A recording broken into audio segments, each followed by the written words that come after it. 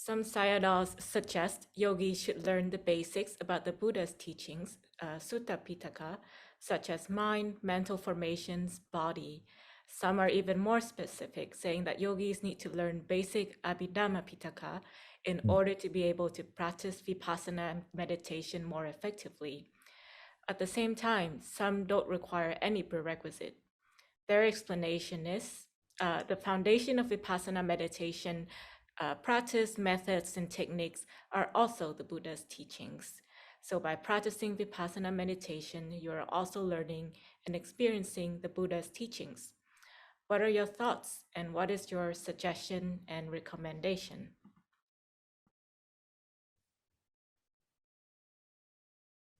So one thing that particularly attracts me to the Buddha's teachings is the individual approach, the clear understanding that each of us is different.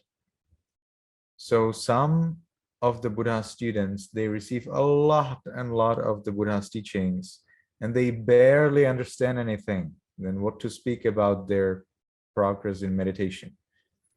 Some students receive just a few words, and right after that, they get the full enlightenment. For example, Venerable Bahya Daruchirya, who received the instruction to observe what is seen as what is seen, what is heard as what is heard, what is sensed, which means whatever is smelled, tasted, and touched, as that what is sensed, to perceive, to observe whatever is cognized as what is cognized. And just with this instruction, also with a little mention that there is no self behind it, the Bahya Daruchirya, at that moment still a rishi, a hermit, gained the full enlightenment. He became an arahant right on the spot as he listened to the Dhamma. How long was that Dhamma? Well, it was about 2 or 3 verses of Dhamma, about 1 minute of Dhamma teachings from the Buddha, and he became an arahant. Well, then again, there are people who need much more teachings. There are people who memorize all of the Tipitaka, and they still did not attain anything at all. They memorized it, not just that they heard it.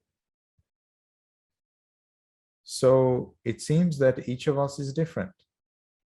And because we do not have the Buddha here, it is very hard to know what is the amount that each of us needs. So the teachers who suggest you to learn a lot probably want you to increase your chances that some of the teachings that you will come across will open your eyes and you will realize the Dhamma. Because the more Dhamma you learn, the more, the higher probability there is that you will come across the teaching which will dispel your doubt and which will remove your wrong view. In my experience, this was extremely important, that I came across a certain particular point in the teaching, and I needed to know this point much earlier. Why did I come across it after so long time?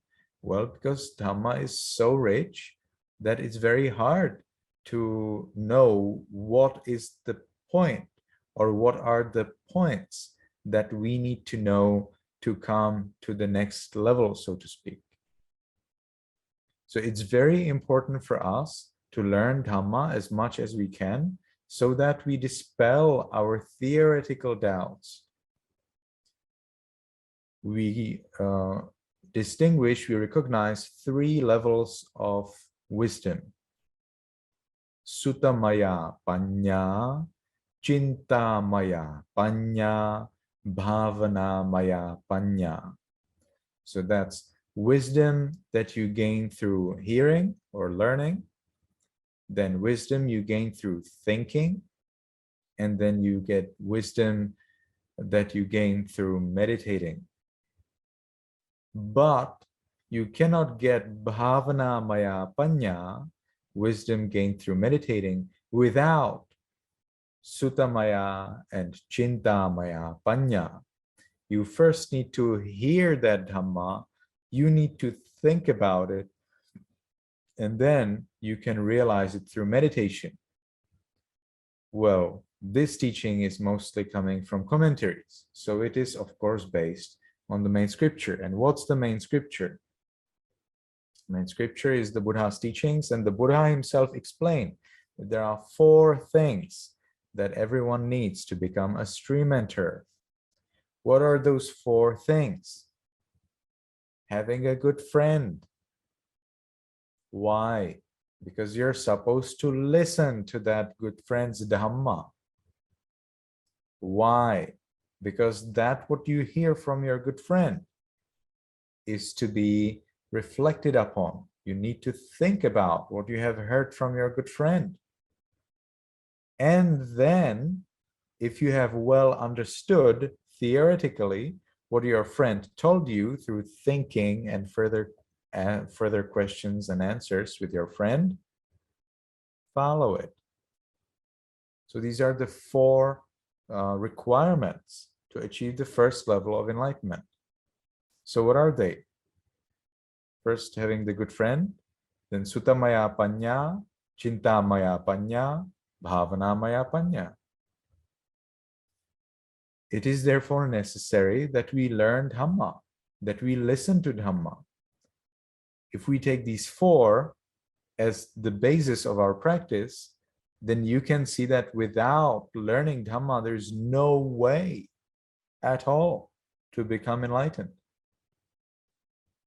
But again, then there are very special people who somehow are ready to become enlightened. And because they're ready to become enlightened, they do not need so much of teachings. We distinguish this way people into 2 kinds. Kippa bhinya, those who get great wisdom very fast. Kippa means fast. And danda bhinya, those who get great wisdom very slowly. Or actually, this word danda would be better translated as sluggishly. So those who get wisdom very fast understand the Buddha's teachings very quickly.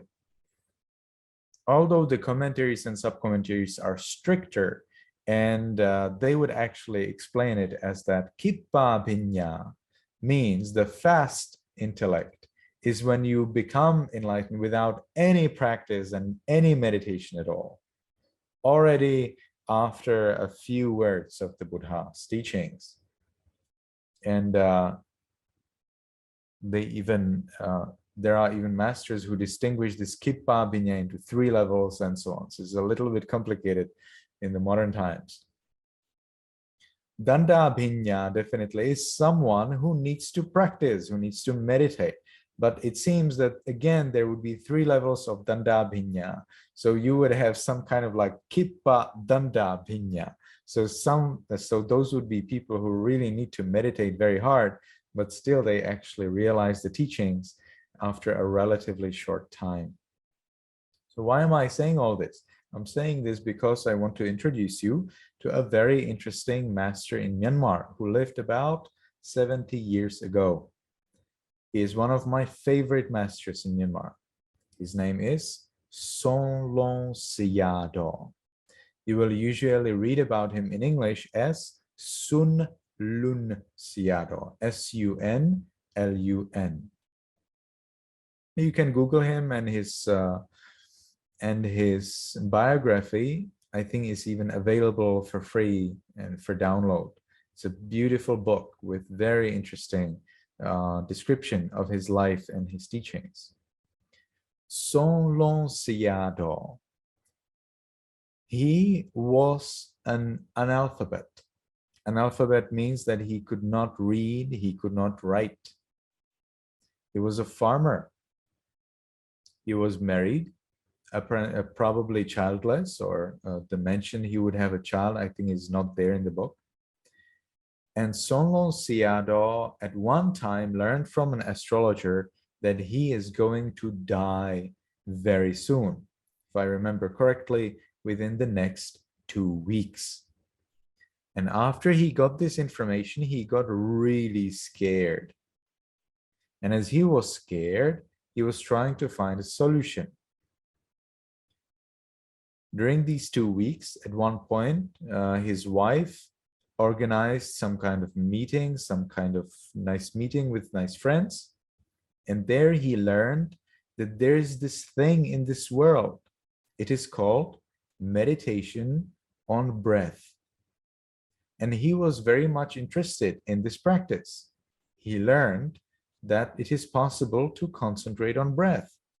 And he also learned that it is possible to be mindful throughout the day. So he dedicated himself to meditation on breath and to mindfulness. He did not die. And he continued in his intensive practice, still while he lived at home and toiled at farm and took care of his wife. And as he was meditating, this analphabet, he did get instruction from a monk in a monastery, apparently Ledi Sayadaw's tradition. But again, he was an analphabet, so definitely he did not read any books. He certainly did not memorize anything from a book. So definitely he heard some dhamma, he probably heard Four Noble Truths, he probably heard about impermanence, unsatisfactoriness, not self, but not in the sense that he would memorize things or that he would read many books, because he could not read anything at all. He could not read.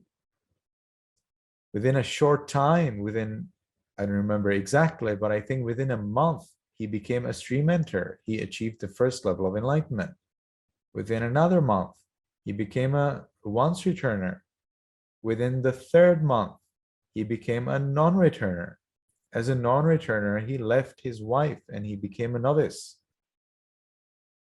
And short time after he became a novice, he became an arahant with the support of the king of gods, Sakka. As he was meditating, he noticed that someone came behind him. And he looked over there and he saw that there's the king Sakka over there, waiting and supporting him in his practice. So he thought, aha, okay, so I should practice. So he continued in his meditation and he became an arahant. So this is the story of Sunlun Sayadaw. And many Burmese monks, when they learned about Sunlun Sayadaw at the time of Sunlun Sayadaw, he doesn't live anymore, they were very angry. They thought, how come that you would become enlightened? This is not possible. You need to memorize a lot of teachings before you become enlightened. So they came to him and they always failed. Sunlun Sayadaw would always answer their questions in a way that they could never imagine. And Sunlun Sayadaw at one point shares to his student monk who wrote this biography, he told him that a day before, always a day in advance, he would look into the future, look into the next day, either with help of deities or with help of psychic powers. This is not clear to me. And he would find out what are the questions that are coming tomorrow from people who will approach him, and prepared his answers before the people would actually come and ask him those questions. And that's why always his answers were incredibly wonderful. He was visited by, I think that was Prime Minister Unu. And Prime Minister Unu, who is very important Buddhist propagator in Myanmar, a very important, very much revered and appreciated political personage in the pre-coup era of Myanmar. Prime Minister Unu, he if I remember well, he visited Sunlun Sayadaw and he asked him questions that are not in scriptures. They are Burmese tradition related to Dhamma. And still, Sunlun Sayadaw was able to answer in a magnificent way. So well that the answer perfectly fits the question and it totally makes sense. So it seems that some people even today may be able to achieve even the highest level of enlightenment without much learning. On the other hand, some other people may need some learning. So it will depend on each person what is their character and their abilities.